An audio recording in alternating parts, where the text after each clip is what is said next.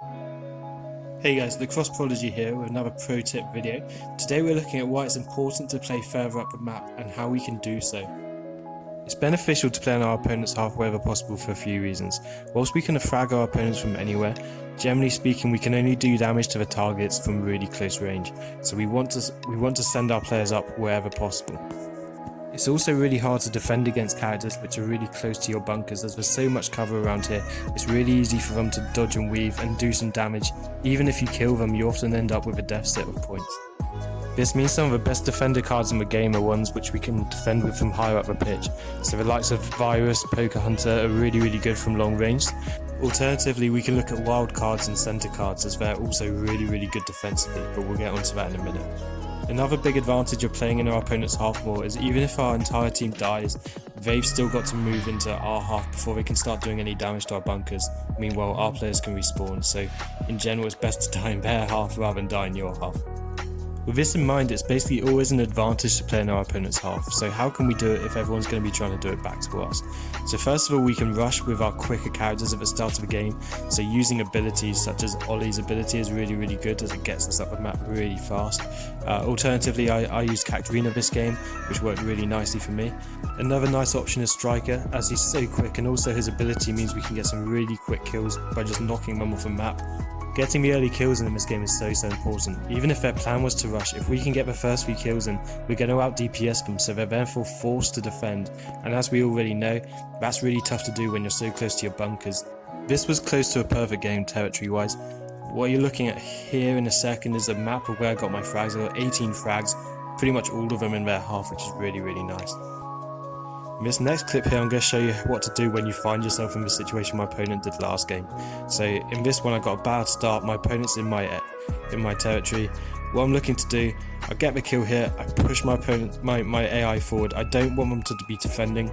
Their Poker Hunter gets the kill, but I'm not too worried because I know that DPS isn't great on the base. So I'm now rushing with Katrina. In the meantime, I've pressed attack on this bunker. I want my guys to come and help me because I saw them coming. Okay, Luch is there, he gets a nice kill here. So all I'm going to do here is I'm going to move to the next base. Okay, and I know they're going to come here, so what I'm going to do is I'm going to try and make it as hard as possible for them to hit me. In the meantime, I press attack on the bunker. This hopefully means my center or wild cards will start coming forward, as you can see, Hades is now in here, he's nice and close to the action. I can start doing some more damage to the bunker. This means I can sustain the attack and the comeback is almost complete. When looking to play high up the pitch, it's sometimes important to prioritise fragging your opponents rather than doing damage to the bunkers. This stops potential counter-attacks and it just really limits what they can do. As you can see here, I haven't actually pressed any of the bunkers. What I'm looking for here is I want my wild cards and centre cards to be acting as my defenders from really high up the pitch. So rather than having a defender all the way back in my half not really doing anything, I want these guys to be attacking cards, making it hard for them to get through the centre of the pitch. This brings me on to my next point, deck composition. The way your deck is lined up in terms of how many defenders, wildcards and attackers you've got makes a massive difference as to how much you're going to be able to play in your opponent's half.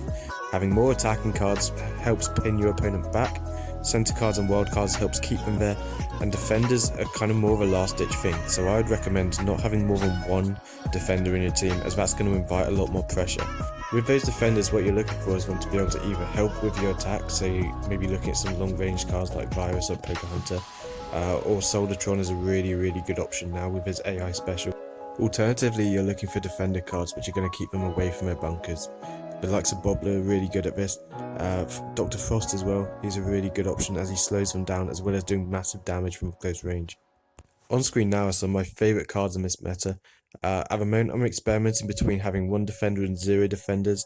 The cards I'm looking at defending with a Soldatron, as his AI special is just really good, does damage all over the map. But at the moment I think I'm leaning towards having 3 center cards or wild cards as well as 2 attackers. Slightly longer one today guys, but thanks for watching. Hopefully you found this really useful and it's going to improve your frag.